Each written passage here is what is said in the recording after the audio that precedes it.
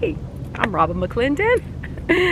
Welcome back to my channel and the pauses that we're doing in this year's 2025 art journal. So today's pause was really noticing the invisible. So it's like looking around and noticing those things in our world that are invisible. And there's a lot of invisible stuff. And as I was thinking about that and driving here, you know, this airfield, I pass it all the time to come and go. And I do look over and sort of admire it and say, oh, you know, like I live near this historic airfield. Like this airfield has been here. It was a part of the war effort. And it was the first time that women actually had come into the work force to help with the war efforts. And this airfield here in Arizona was one of the first ones that hired women, and they were part of the war efforts. And I just think it's fascinating. I love airplanes. I probably could have been a pilot in another life. I love airplanes. I love the concept of it. So anyhow, I'm driving to my studio, which is that way, and I'll show you. Let's see if I can kind of point it. So over there in the distance, like over there, kind of like follow my finger, that's my building over there.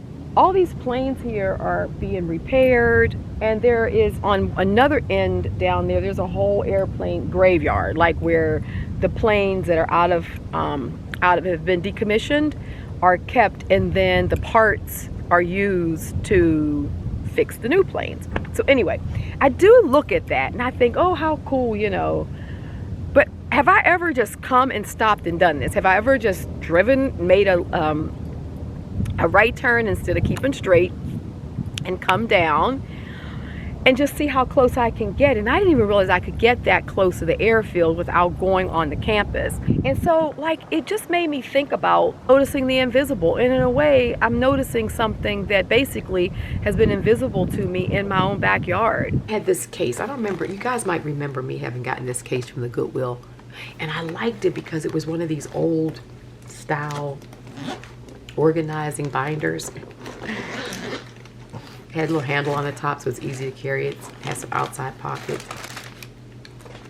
And when you open it up, it has like all of these, remember all these kind of pockets and stuff. And it had some pockets here. And then it had the binder. So I thought, well, this could be a cool organizer. So what I did is I just got some file folder, you know, and put some holes in them, and then put some thumb holes in them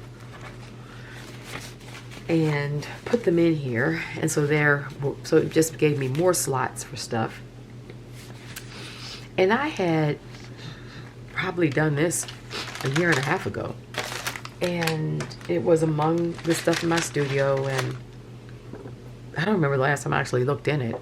But at one point I was working a lot in it. All these things right here came out of this binder. All good stuff to use in this pause journal.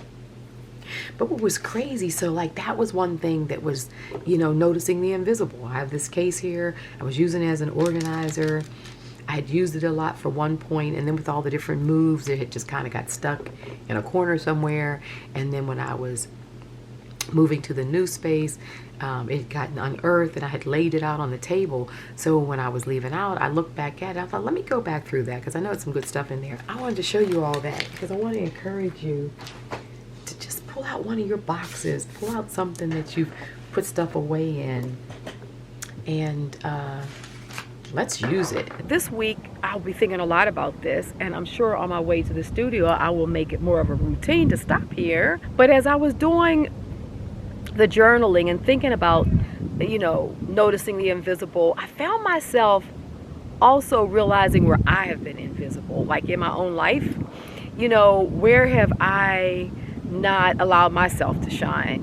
You know, where have I thought, well, maybe I'm being too much, you know, so let me dial it back a little bit.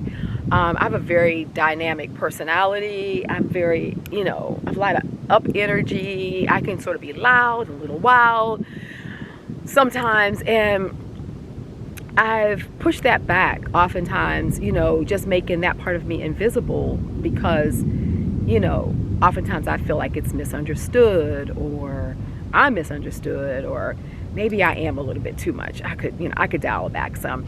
And so this idea of making ourselves invisible, and so I invite you to think about that too. Where have you, like, you know, just allowed yourself to be invisible in your own world, in your own life?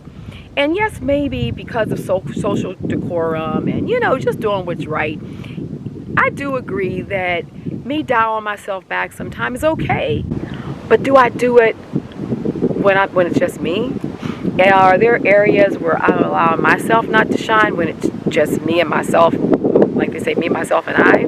And then how can I be more visible? How can I, you know, allow myself more permissions around, you know, being more myself? And it doesn't have to be being yourself in such a way that it affects others.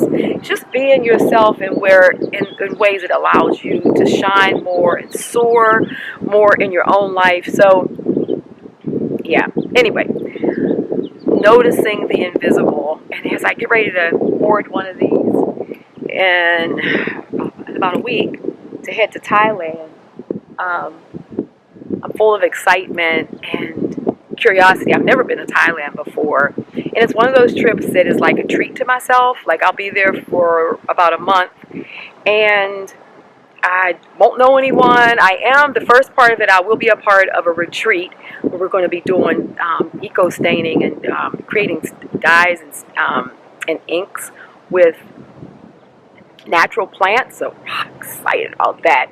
So I thought that would kick it off, and then after that, it'll just be me enjoying that beautiful country. And yeah, so noticing the invisible. Down here, I'm going to put the prompt, noticing the invisible. This is this page done, and then when it flips over, we have this, all that really yummy encaustic texture. And on this page, with our old German book pages, I wrote "I'm visible" over and over and over again to remind myself of my own visibility. And then these layers of those vintage papers that were waxed. So you see, when I glued it down, it just went translucent, and I love that. So that's that. We're done with noticing the invisible. This week's pause prompt. Alrighty. See you guys for the next spread. Love you guys, and I'm glad to hear that you guys are enjoying this series as much as I am, and your comments and everything. I read all of them. I try to respond to each and every one of them, and they really fill my soul with so much goodness. And so please keep on commenting. Please keep on sharing. Love you guys. Bye-bye.